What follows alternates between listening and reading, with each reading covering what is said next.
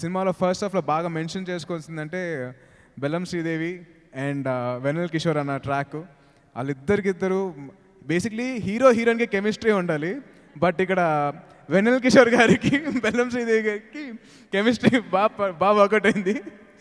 And అది basically అది వెన్నెల కిషోర్ అన్న హీరో బ్యాక్డ్రాప్ నుంచి వచ్చారు కాబట్టి ఆయన తెలిసి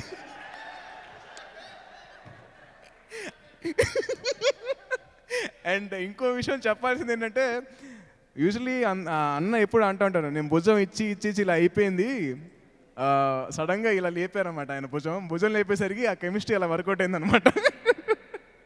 అండ్ సీరియస్లీ రాశి, you done a superb job. ఎందుకంటే అమ్మాయి యూజువలీ కామెడీ చేయడం అనేది చాలా టఫ్ టాస్క్ అండి. ఎమోషనల్ సీన్స్ ఏమైనా కానీ కొద్దిగా ఈజీయే కానీ, బట్ కామెడీ సీన్స్ చేయడం చాలా ఒక టఫ్ టాస్క్.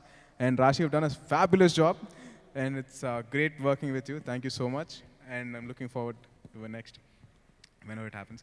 And నాతో పాటు ఇంకో క్యారెక్టర్ ఉన్నారండి, నాతో పాటు ట్రావెల్ అయిన వాళ్ళు. దాంట్లో మెన్షన్ చేయాల్సింది వచ్చేసి సత్యం రాజేష్ అన్న.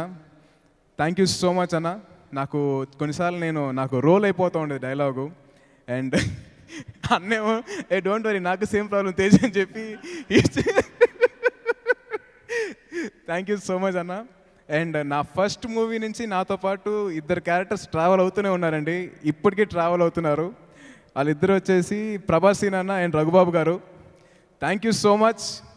మీరిద్దరు నాకు ఫస్ట్ మూవీలో నాకు ఎంత సపోర్ట్ చేశారంటే, నా బాడీ లాంగ్వేజ్ ఆల్మోస్ట్ కొంత ఫ్రీగా నేను చేయగలిగింది కారణం వచ్చేసి వాళ్ళిద్దరే.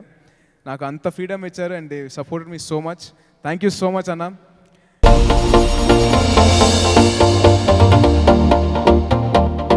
ఇక్కడున్న రంగులన్నీ నీలోనే ఉన్నాయి, నలుగురిలోకి వచ్చి చూడొచ్చు కదా.